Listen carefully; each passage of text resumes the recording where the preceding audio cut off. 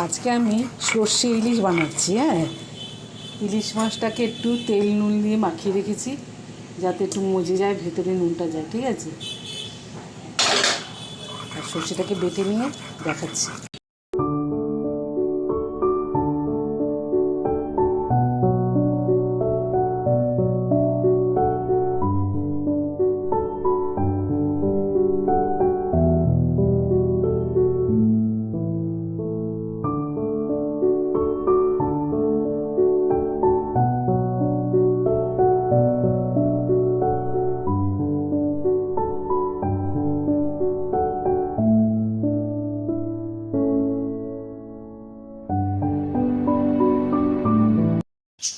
এই দেখো বন্ধুরা, আমার রান্না হয়ে গেছে, তোমাদের দেখাই।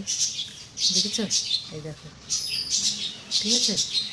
এরকম করে রান্না তোমরা করে খাবে। যারা রান্না করতে পারো না তাদেরকেই দেখাচ্ছি, বা যারা করতে পারো তাদেরকেও দেখালাম। এইভাবে রান্না করবে, খুব ভালো লাগবে।